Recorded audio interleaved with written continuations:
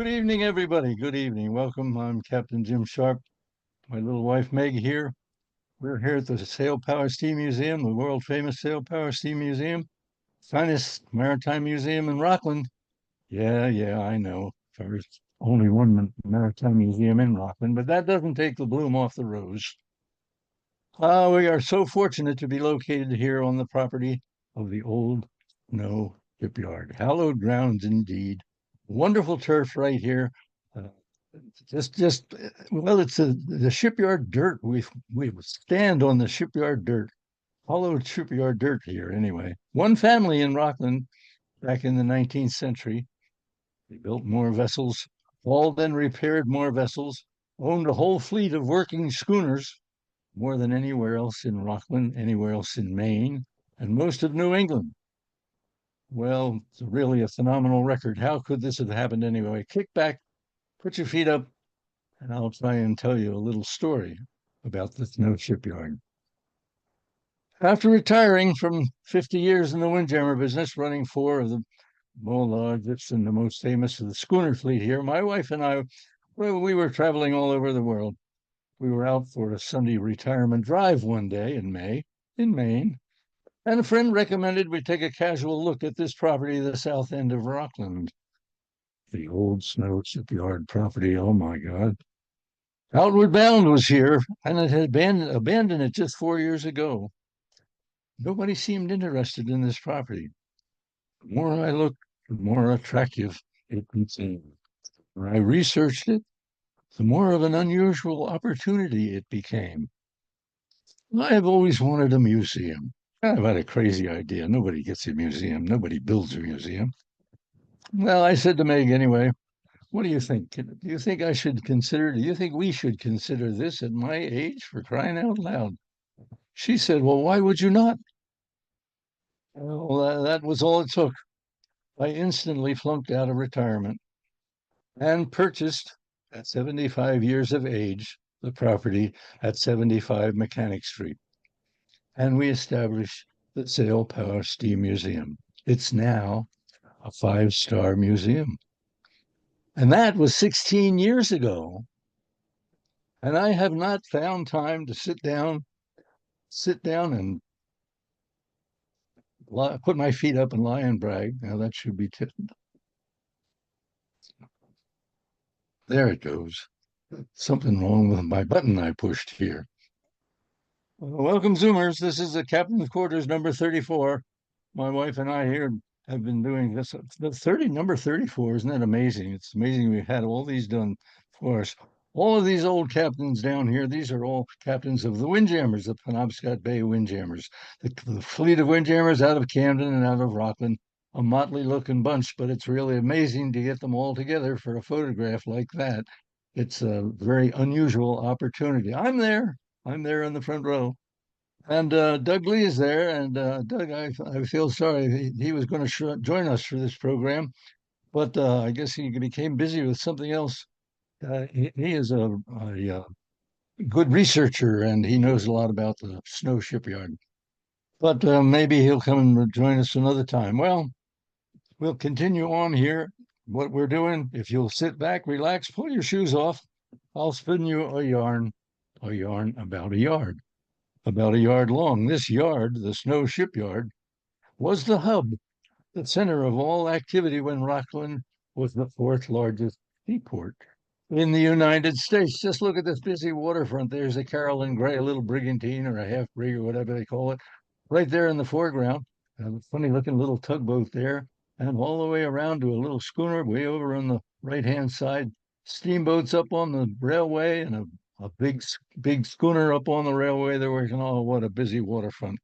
And that's our waterfront now. That's what museum over on the left side, that building, that's just about where our museum is right at the moment. That's our dock. I'm not kidding. Rockland was the fourth largest seaport in the United States. In 1891, 2, 3, 4, and counting, Rockland was just behind Boston, New York, Philadelphia, and Rockland, Maine. Rockland, Maine. Who could believe that? It's really amazing. Why? Because, of course, there was no steam, there was no roads. Everything had to be carried by sailing vessel. And it was an amazing harbor at that time. Let's see if my button worked that time. Look at that. Amazing harbor, Rockland Harbor at that time, 1893. The lighthouse keeper over in Owl's Head, he said, my God, he said, he was amazed. There were so many vessels coming in and out of Rockland Harbor. I've got to count them, he said in 1893. 1893, he counted all the sailing vessels sailing in and out of Rockland Harbor. He came up with over 6,000 vessels and 3,000 steamboats. Amazing. This, of course, was 1898 when this picture was taken, before the breakwater was put in. If you can see over on the right-hand side of the page, if there aren't blocks of whatever blotting it out, there's no breakwater. There are a couple of steamboats over there, and they're dropping stone as we speak, getting ready for that breakwater to happen. But truly, this was the hub of the great wheel. The Snow Shipyard was the hub of all of the activity in this amazing harbor. The Snow Shipyard, a true family business, one generation after another. One generation after another, to get some idea how busy this place was back in those days. You can identify all these vessels at the dock here. This is the Snow dock. Over on the left, there's the Carolyn Gray, that little brigantine I talked about in the other photograph. And all the way over to the right-hand side is the salt shed with the John Snow, great big three-masted schooner there. All this stuff going on at the Snow Shipyard. What an amazing place it was. Most of these are ocean-going packets owned by the Snow family in the shipyard business. Well, shall we go back? Should we go way, way back, back in the old days? In the 1920s, early 1920s, there were a couple of boys sailed down South Thomaston, down the West Keg River from South Thomaston. They were bound for Matinic Island. Oh, God, where's Matinic Island? That's way out in the middle of the North Atlantic, but between Manhegan and Matinicus, out in the big water out there. That's where it is. Wow, what a great place. It was held in awe. Famous because Ebenezer Thorndike lived there, and his three daughters were beautiful girls. And that's why it was going to be a wonderful day, one fine day for a picnic, and off these boys went sailing out to Matinicus. They got there, it was heaven sent, beautiful day. And then late afternoon, all of a sudden, storm came up. Oh my God, they couldn't sail home. They had to stay overnight. What a shame. Oh my gosh. And there were the Thorndike girls welcoming them into their home. They're living in the only house on Matinic Island. That evening, because of the storm, they rolled back the carpet and they had the square dance. Not funny, that doesn't work very well. And one of the girls lifting her skirts there is Lucy Thorndike, who was born on the island in 1803. One of the dancing boys was Israel Snow, who lived on a farm on the Keg River. He was born in 1801, the son of Captain Robert and Susanna Snow. Master mariner, sailed all over the world, but died when Israel was only 2 years old. Well, come on, gang, screamed Ebenezer Thorndike. Let's roll back the rugs. Let's grab your partner there. And they danced and they danced and danced and danced. And Lucy and Israel became sweethearts. They were married August 7th, 1824, bringing Matinic Island into the Snow family, where they still have connections today. The dancer in this photograph, the dancer there was John I. Snow. John I. Snow, a little grouchy in this picture, but back when he was young, when he was 18 or 20 years old and in love with Lucy, why, you can imagine he had a big smile on his face in those days. But hang on to your partner now, because I'm afraid it's time for the commercial. We'll try and hold it down to a dull roar. I'll get through it as quickly as possible. But what's a good presentation without a good commercial? I got to tell you a little bit about the world famous Sail Power Steam Museum. Up there in the upper left, that's our original building. Well, we're bound, as I say, was there back a few years ago, 4 or 5 years ago, from one time we bought it. And over on the right-hand side, we had an outward bound boat just on display. This building right now is right solid full of memorabilia. We have the most incredible, exciting things. We have Nathaniel Bowditch's backstaff engraved with Nathaniel Bowditch. He's the father of navigation. If any of you have ever studied navigation, you know the name Nathaniel Bowditch, known all over the world. That is a world treasure. We have wonderful display of the Bowden Arctic display of the schooner Bowden that went to the Arctic on 26 voyages. We have a narwhal tusk and a polar bear head and all kinds of wonderful things to see there.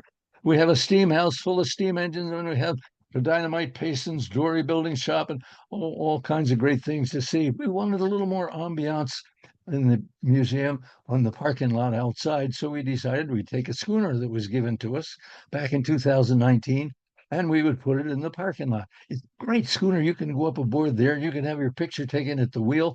I promise you, it won't rock. You won't get seasick. And we had, of course, that improved the things on the yard so much we had to build a new building. We need more space, so we built our new building down there in the lower right. That's our latest building. Finished it off about 2 years ago. We have wonderful displays in there, a big steam stern paddle wheel steamboat, steam launch. We have the Light Horseman, the vessel that came over on the Archangel, and it was discovered Penobscot Bay in 1605. We have a Harrishaw 12 and all lots of little boats, all kinds of other things like that. Our thrust is this, what was built at the Snow Shipyard and these old schooners that sailed the seas back in those days. Here they are building one of the four-masted schooners. If you just look at all the frames that went into building that, a whole forest of frames went into building that vessel. They haven't even started planking it yet. But my God, what an incredible process that was. We'll tell you more about that as we go along here. Got to tell you a little bit some of the other things that we do here. One of the things that I love the most is the skiff program. SKFF, Sail Kids for Free. We take kids 8 to 14 years old. Look at them there on the left-hand side up in that picture. Look at those little guys, little tiny guys that are learning to put the sails up. They're learning what a tiller is and what a centerboard is. They don't know anything about sailing. We put them overboard in those little boats. We push them out and tell them how to do it. We graduated 145 kids this last summer, 150 kids the summer before that, and 150 kids the summer before that. All of it for free. We give them a week-long sail training session. They get out there. Look at this guy down in the lower right there. He's got a big grin on his face. He's smiling so hard, he's going to swallow his head pretty soon. He's just loving what he's doing, and that's his buddy in the other boat. They're racing each other out there around the buoys. That's what it's all about, competition. You get these guys out there sailing, they get into the competitive soul, and down there in the lower, all the whole fleet out there racing out around the buoys on Friday. That's what they do. They are professional sailors by then, and teach them how to sail, and they won't be able to think of anything else. We also do adult sail training. We do wonderful classic boats. That's a Friendship sloop there, that white one there on the left side, under the classic, and a Paragraph 12 and a half beside it. We have a Friendship sloop up in the upper right-hand corner there. That's our Friendship sloop called Persistence. We have a little group out there now. We're teaching them how to sail, or if you're a well-known, if you're a sailor and you know your thing, you can come out, hone your skills, and we'll try and teach you some of the things about it that are more detailed that you really should know. In the upper left, we have a Sunday jam every Sunday. We have people come in. It's completely free. They bring their instruments, bring their instruments and play their own tunes, or they play the old standards and bluegrass and all that kind of thing. Every single Sunday, summer and winter, it's been going on now for 16 years. We always have a crowd. Come and listen if you don't play an instrument. Come and bring your banjo if you play it. Down below is Grandpa going out in one of our little uh, catboats. He's teaching his grandson how to sail. He's chartered our boat for a couple hours, taking his grandson out and teaching him the ways of a sailing boat. Over on the right-hand lower side there is a great big tent that we set up. in the summertime. You can have a function there if you want to rent our tent. We use it for weddings. We use it for parties, for luncheons, we do all kinds of things. We use it for lobster bakes for the cruise ship sometime over the summer. And the group gets together, as you can see in the middle picture there. We have a bluegrass band that plays for the occasion. Right above it in the middle of the picture is the Morning in Maine. She's a catch that owned by the museum at one time. We put it in the hands of a very capable captain who does 2-hour sails all around Rockland Harbor.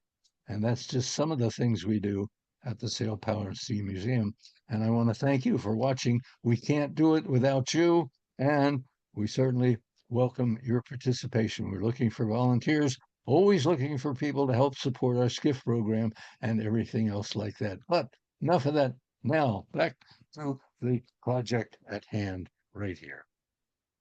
Back to the Snow family. Yes, this many years later now, this grouchy older guy, this grouchy looking guy, Captain Israel, and next to him his first son, eldest son, who's known as Israel Larkin Snow.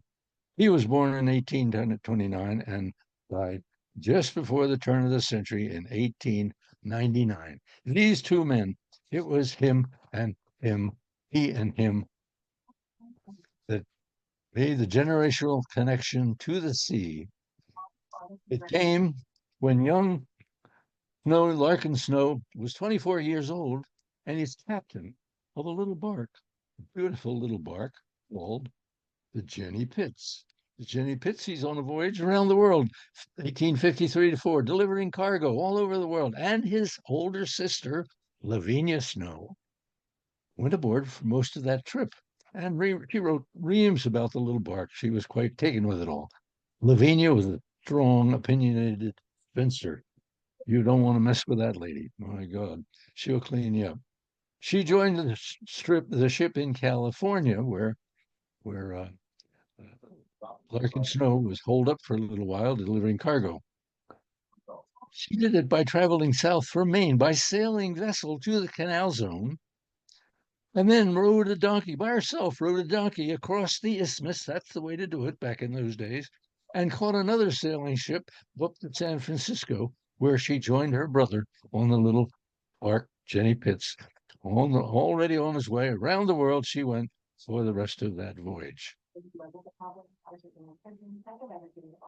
Meanwhile, Captain Israel Snow the Elder moved into Shore Village, what it was called in that day, 1850. It soon became Rockland, we know it, because that same year they changed it from East Thomaston to the city of Rockland. Captain Israel soon became a very prominent businessman. He was an astute man. My God, he knew his stuff. He invested in a large fleet of sailing vessels, all sailing vessels, delivering cargo all over the world. Under his command, this business grew, and his fleet grew and grew, and finally grew to be 45 different vessels he was in charge of. He had a huge group map of the world mounted behind the wall in his staircase in his house.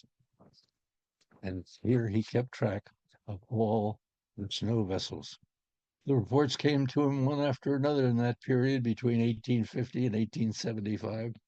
While he lived in his home, an incredible number of vessels were recorded.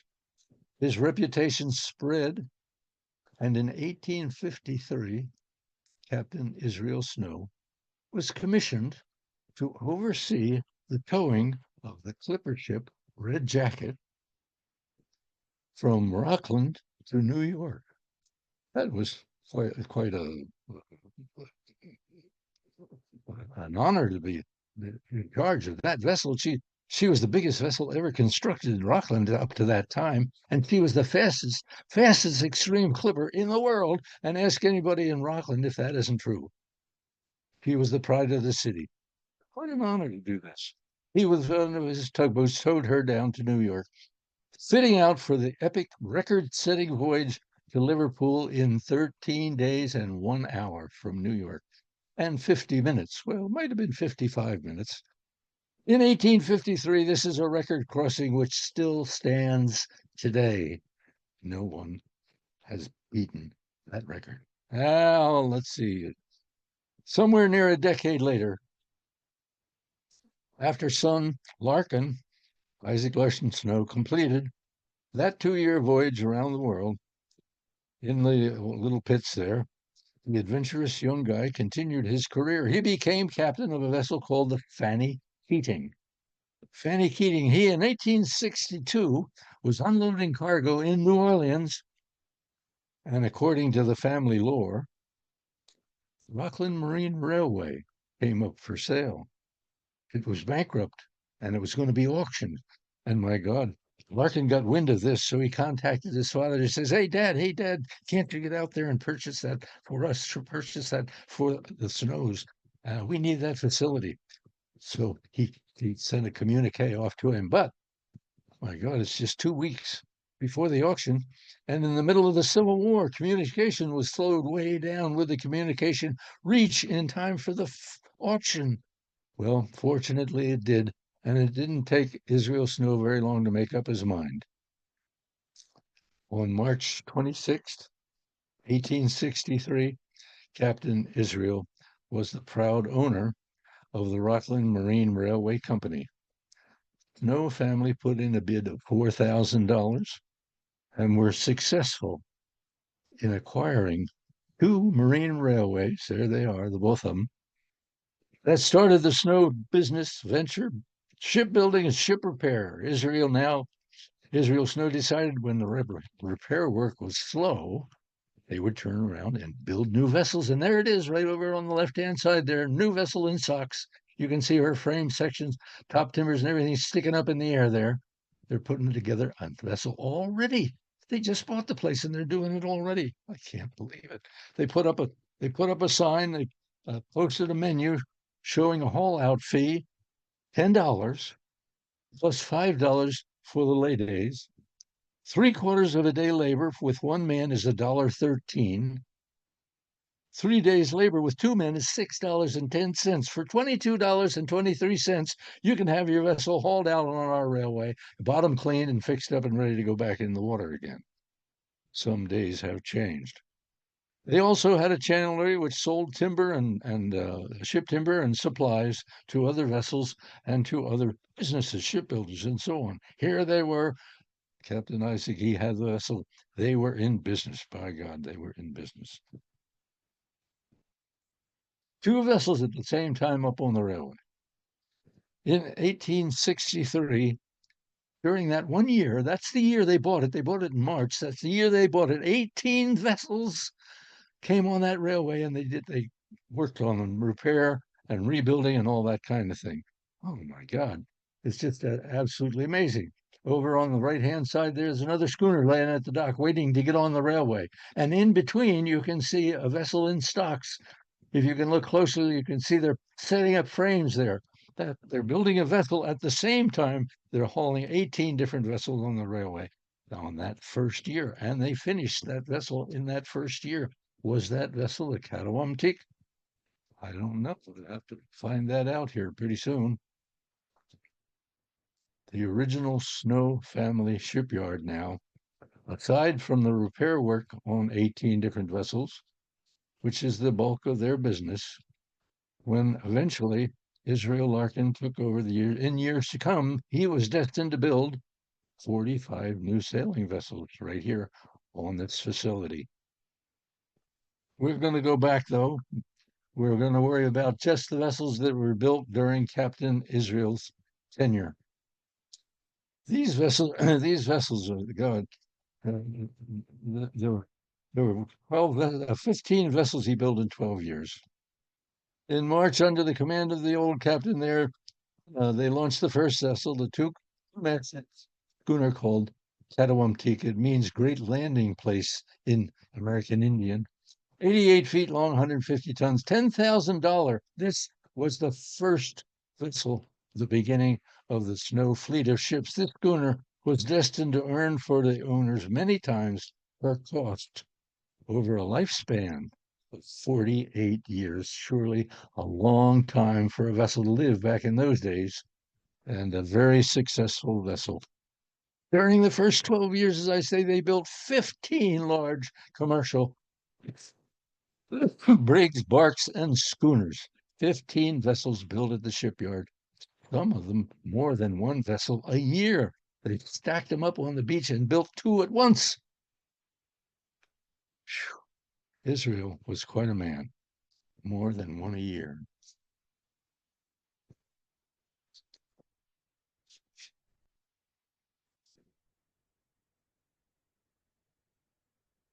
In January of 1875, the revered Captain Israel Snow died quite suddenly of a stroke. The highly successful shipbuilding done by him would continue many more years, in which 17 more huge vessels would be built and launched.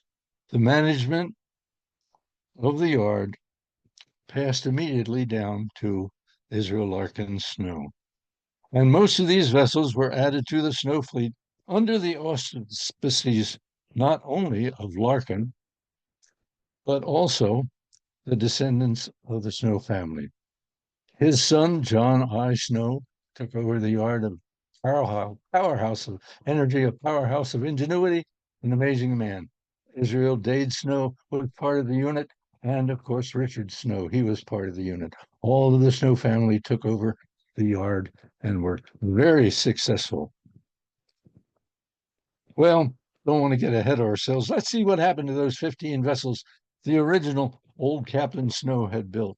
Let's go back and take a look at the Capt. During those days, vessels had a hard life, and of the original 15 vessels, all but one of them met a disastrous fate, which was pretty much accepted premise back in those days. The Capt now built in 1864, an old style vessel, very full on both ends. She with a house from rail to rail, old style, and a galley sticking up on the main deck up forward there. Her masts were rather too far forward. Somebody didn't have it right when they experimented building her. He had this trick of getting into irons, staying there for a long time. When you tack a vessel, if she doesn't tack over completely, you lose power in the vessel, and she'll fall into uh, un, unmanageable circumstances. Well, this old thing, one captain complained, the damned old thing went 40 miles stern first in irons. My God. But he continued on anyway. He loaded stone from Fox Island to Philadelphia, loaded coal back to Portsmouth. She had a number of changes of captains over the next several years until she got a fire in 1881. Captain Frank Kennedy was carrying a load of lime, a terrible, volatile cargo in barrels, lime, raw lime, hot lime, they call it. If it gets a little water on it, bursts into flame. Oh my God. After being very badly burned, she came home for repairs and was totally rebuilt at the yard. Now, like a new vessel. Captain Kennedy took over, took her to the West Indies, visited many ports of call during her career. She had several mishaps. They call it a mishap. She was sunk several times, being sunk in the Monocacy River, half loaded with timber. She sank again in Boston Harbor with a load of clay. Mishaps. She went ashore on Gay Island. She got stuck there through two hurricanes off of Cape Hatteras in 1893 with a great load of sugar. But she escaped from all of these problems. But during one of the worst storms in 20 years, she was finally driven ashore on Peak Hill Bar, Cape Cod. But she was lucky. She was towed off and sold. But finally, it caught up to her. Her last dive she took April 29th, 1922, 20 miles south of Monhegan, loaded with 250 tons of curbing and paving. They guessed that she threw a plank. All hands took to a lifeboat. They reached shore safely. Faithful old vessel for almost 50 years. She finally met her fate.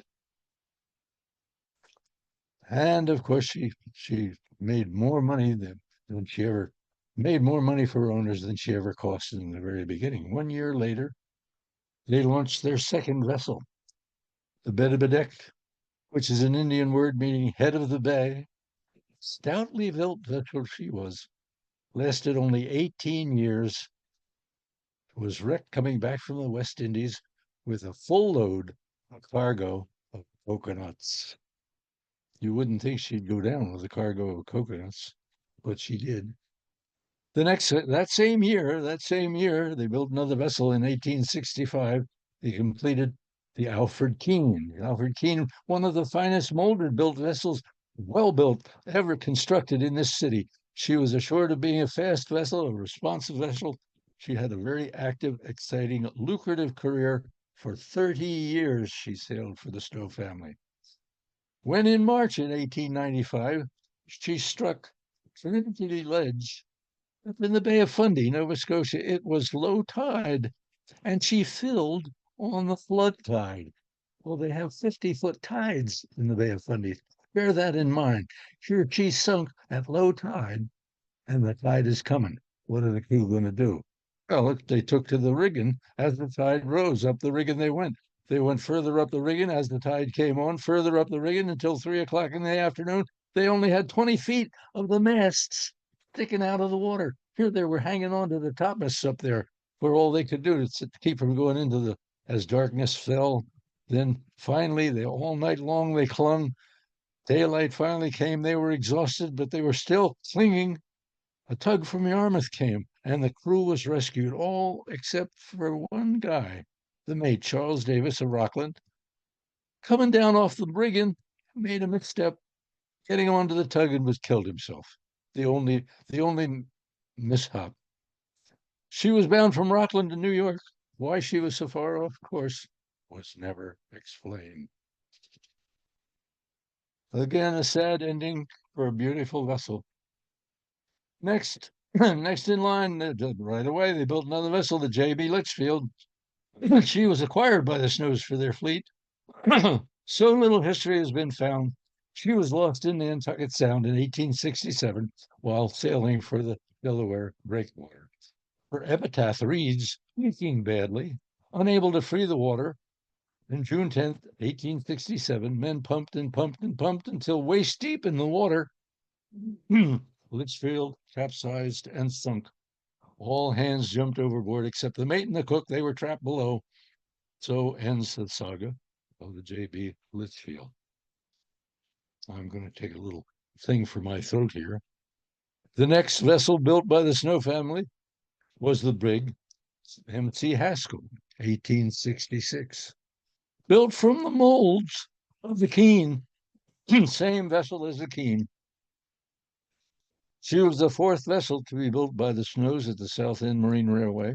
Cost of the Haskell was $18,000. Her logbook, really exciting. She left port in 1894, and her bow was stove in by ice. So much ice, and it picked away at the bow till she was leaking. They jumped to the pumps, and they pumped and pumped and pumped. They pumped her. Temporary repairs were made. I guess they put canvas over some of the bows wherever she was cut. They did whatever they had to do, and they sailed on their way.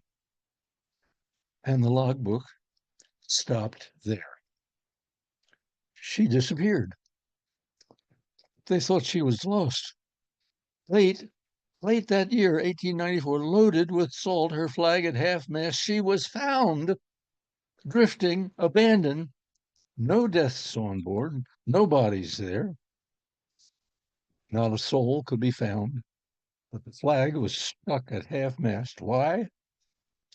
Evidence showed a sudden thunderstorm came up. The vessel was struck by lightning, staving that mast all to smithereens.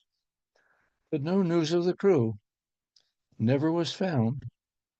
Not a trace. They hooked onto her.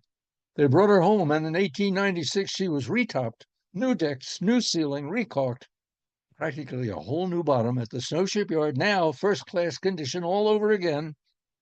3 years later, and still almost like a new ship, she had 475 tons of paving stone leaving the harbor. Collided with a steamboat, which was bound to the west. The wind was light, and the brig was under full sail, making 6 knots. The mate at the wheel of the steamer, Katahdin, evidently intended to cross her bow and failed. Instead, he cut the brig's stern clean off, clear to the water's edge. Blocks and sails and rigging and everything floating around in the wreck.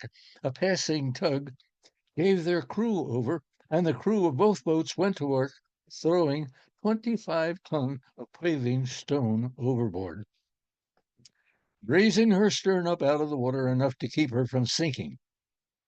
Temporary repairs were made. They canvas cover, keep her afloat. Again, they took her back to the yard. They rebuilt the stern. The Haskell now with a new stern. But she continued on, and finally they re-rigged her into a schooner. She was bound from New York to Rockland with a load of coal on Sunday night and went ashore on Chatham, off Chatham, Mass, a total loss because there was thick of fog. You can see in the right-hand side there. Schooner, thick of fog, tide was low. Captain seen the lights, thought to be from Chatham Light, laid its course. Course was wrong. Vessel grounded. The tide rose, the schooner began to roll, and finally rolled over. Rolled over on her side. Cargo vessel valued at $6,000. Uninsured, she was the last square rigger of the Snow Fleet and had been part of the Snow Fleet for 39 years. There was very little could be salvaged.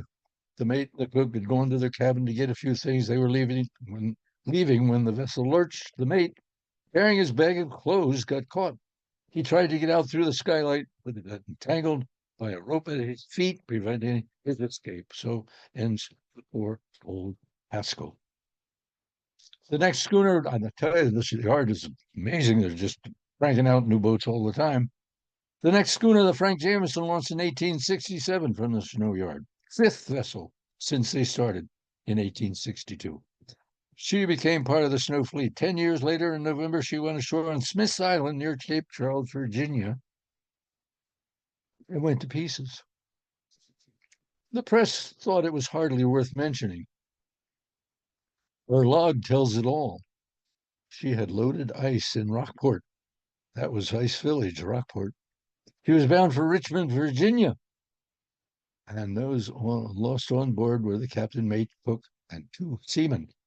The only survivor out of this incident, the only survivor was the youngest seaman on board, William Reed of Rockport. And he gave this account, and I quote, "On Saturday night, we were struck by a very heavy sea. It broke our patent steerer. Efforts to rig the spare tiller failed. He drifted toward the breakers. On the sandbars, the small anchor failed to hold her. Then a hawser was bent onto the kedge. Let go. It failed to hold. This time, here we were into the breakers, the large anchor out, but it could not keep her head to the sea. She lay on her side. She lay on her side on the bar. We then all hung to the weather rail and to the rigging, whatever we could hold on to. The cook said, I can't hold any longer, and he leapt towards the house, which was just awash. He was swept away and drowned. After daylight, the captain and the mate tried to lash 7 oars together to make sort of a raft to save themselves. I saw that the seas had started the house off, the deck fastenings breaking. I called the captain, but he took no notice. He went on lashing the oars together. Another sea came and took off the house, and I jumped into it as it went by. Captain shouted at me, hang on, pass your arms through the broken skylight. And I drifted into shore, and they rescued me. No other bodies were ever recovered. A man's hand and part of a forearm washed ashore in the tangled wreckage. And that was the end of another great vessel. Well, there you go. There's the story. My God, one disaster after another, back to back in those days. Must have been hellacious to be waiting ashore for someone out there on the briny, being attacked by a raging wind or a raging ocean.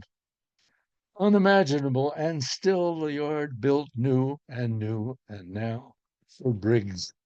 Brigs, we called them in those days. We call them a hermaphrodite brig or a half brig or a brigantine. They called them brigs back in those days. Trade was the name, and an opportunity for trading. If it looked anywhere near profitable, they were immediately taken advantage of. Build a vessel, load a vessel, and trade. That's the idea. The rum trade off to Africa, very profitable in those days. Many a schooner captain conscience stricken had sat quietly and listened to all those good people down east telling about the evils and the curse of drink. And yes, but how eagerly these captains all look forward to the dividends which the schooners enjoyed carrying rum to Africa. But mind you, some schooner captains will maintain they're the best people in the world. And as one skipper told it, and I quote, although we all do our part in making the American cheer for the poor heathen, I made 3 trips to Africa, and the principal merchandise in our cargo was made for fire water.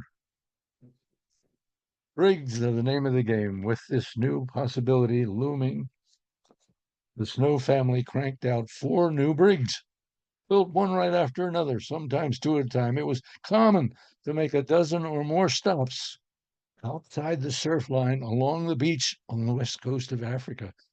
Some vessels stopped in 15 and 16 and 18 different places where they had various native boatmen or lightermen, they called them, and they would demand that the rum be discharged here. But first, the first puncheon has to be tapped and sampled, of course. Before any boat landed ashore, we had to try it. We had to try it and make sure that it was all good. Well, by the time they reached the beach, that first puncheon was empty, and the remainder of the unloading commenced then with a new spirit of abandonment. Brigs were the name of the game. Beautiful little brig next. They built it at the Snow Shipyard, a little brig called the Carolyn Gray, 1869. Wonderful little vessel. When they're into Africa and they unload their cargo of whatever the delicious beverage it happened to be, they would often return with a cargo of palm oil. Each of these great big oil casks weighed nearly a ton. They had to be rolled from back in the back country to the coast by 6 or 7 women and loaded aboard the vessels for the trip home. If they didn't have a cargo of palm oil to bring home, the vessels on their return would sometimes have to come back light boat, or what they call light boat, with no cargo, back to the West Indies where they could load a cargo of sugar or molasses or Turk's Island salt to take home. But just between you and I, you can't convince me that these vessels would go home light if they could find any kind of a cargo, any kind of a cargo at all, human cargo included. Well, by this time you must be getting kind of tired of this, all these different brigs and brigantine. On and on it went. In the late 60s, in the late 60s, Snow family heard about a contract to haul granite from Hurricane Island to Baltimore. And the Snow fleet, oh my God, the Snow fleet, we got to have vessels to do that with. Infected with business sense, immediately the Snow family built and purchased several schooners designed just for this trade. Great heavy vessels, heavy built vessels they are to haul granite. The first schooner they built was the Joseph Farwell, the 12th vessel built at the shipyard there, launched in 1873. She was used for the granite business from Hurricane Island. In October 1877, the schooner was in collision with the steamer John Starn. In the crazy, crowded, busy thoroughfare in Long Island, she sank in 18 fathoms of water. Oh my God. First thing they had to do was salvage the stone. That was the most valuable part. And then they salvaged the vessel, brought the vessel back to the Snow shipyard for rebuilding and repairs. And then the Luella Snow, there's the Luella Snow in the lineup right there, the different vessels they built, all from the same plans. 1875, she salvaged the stone from the Joseph, delivering it to Baltimore in 1880. She was struck by lightning on the delivery, so she proceeded for repairs. Her mainsail and masts were shattered. The majority of the crew were reported sick, and they deserted. That very next year, the launching, that year, the same year they launched the Joseph, they launched the schooner William Farwell. She became part of the Snow fleet. and was soon after caught in a cyclone, stripped of her canvas, went ashore at Tortugas. Well, this was quite a story. She reported to have been bilged and was sinking, so the mate and 3 men took to the lifeboat, and then the lifeboat was lost. They never made it back ashore. It was later learned that the mate was safe. They went before this gale of wind, they went off in the lifeboat and they were picked up at sea by another vessel. The vessel was going to Cadiz in Spain. And they carried it to Spain and they got another vessel and finally came back to Cuba and they found out that they were safe. But when they were gone, all this time they were gone, oh, I forgot they did try and get back to the vessel and they couldn't get back aboard the vessel. The vessel was on the beach. And heavy winds carried them out to sea. That's why they were lost at sea. But in the meantime, assisted by a wrecker, the remaining crew got the vessel off. Got the vessel. She was taken back to the yard, repaired. The entire vessel was rebuilt in a new condition, sailed with a whole new crew October 28th, and was never heard from again.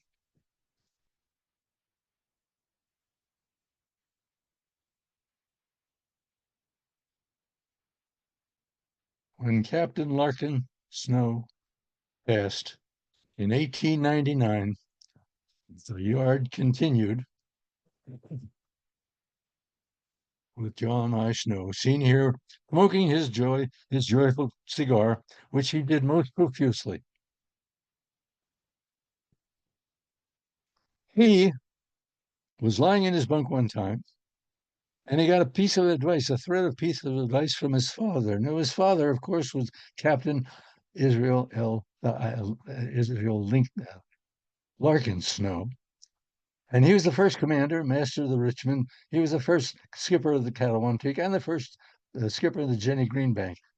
And all of those vessels, of course, he at 51 years of age, 1899, passed away.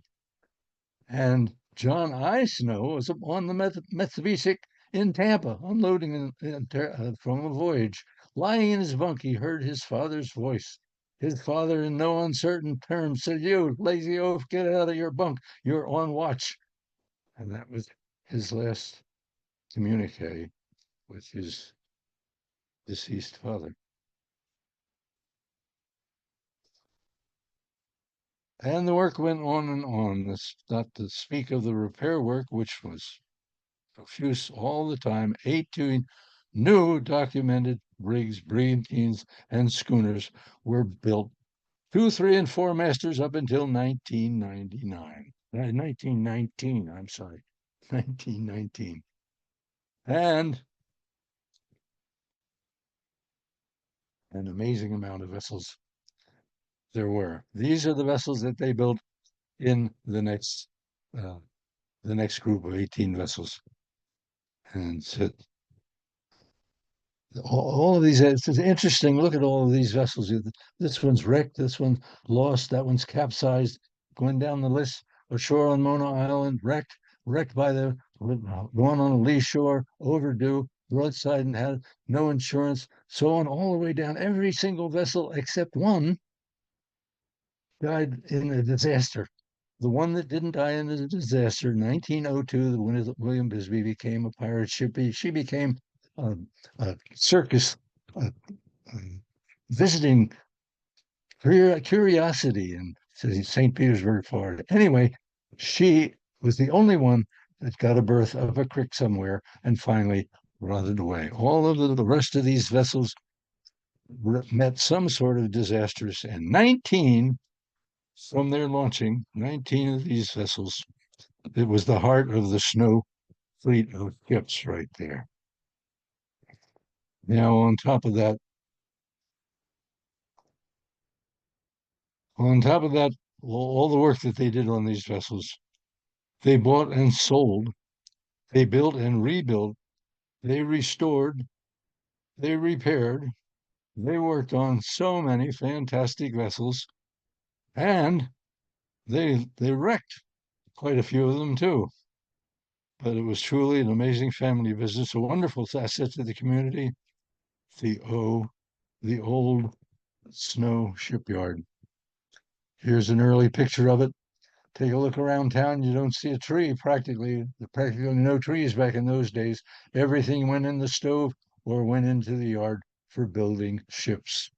The old Snow Shipyard. Well, I'm, I must admit, my old throat's starting to give out. I wonder if you're pitched down on the couch now and snoring loudly at your computer screen. Wake up, it's time to say goodnight, I think. I'll skip it. Do we have any questions? If there are any questions, speak up right now. I think this is probably a good time to do it. I'll flip down through some of the pictures of the yard that we're going to be showing in the second half of this Snow Shipyard story, which will tell about all of the rest of these great big vessels, or quite a few of them anyway, the great big vessels that were yet to come over the next 19 years. There they are building frame after frame after frame. Oh my God, many launching, bigger vessels, great big vessels, larger three masters, eventually four masters. They became larger cargo vessels and all kinds of vicissitudes they went through all those years. The Wawanock and so on, right on down. The biggest one, the Keating, there she is making 12 knots sternway into the water. Great big vessel, wonderful vessel. And all kinds of weird things went on in the yard differently. During the war, it was really amazing. Now, I just want to bring you up to date. This is looking astern in our captain's quarters. If you haven't seen some of these broadcasts, all the schooners, well, not all the schooners, most all the schooners are there. All of the windjammers on the Penobscot Bay fleet, and a lot of other things beside. We have Northern, we have schooner Bowden, we have Far North on different vessels, and the last of the schoonermen. And 2024 and 5, this is what we're up to right at the moment. All the way down here, February 18th, you see the old Snow Shipyard, part 1. And all the way down to April 8th, we'll be showing part 2. So in between, the Battle of Ink and Ice and the author, and Matt Warren, the author of Slocum's Wait, two great ones. Darrell Hardman, this is two really interesting shows. You got to watch those. So keep your eye on our website. If you want a good read, I'll offer you my book, Records Abandoned 50, 60 Years of Windjamming and Vessels, all kinds of different freight boats and tugboats, and all of my memoirs down through that, and some of it's even true. Thank you all. Any questions? Please speak up, unmute, tell me so. Otherwise, I want to thank you for coming. We couldn't do it without you. Donations encouraged and gratefully received. Thank you so much for listening. I hope it was of interest enough so that you'll be back again for the second part. I'm Captain Jim Sharp and my little wife, Meg.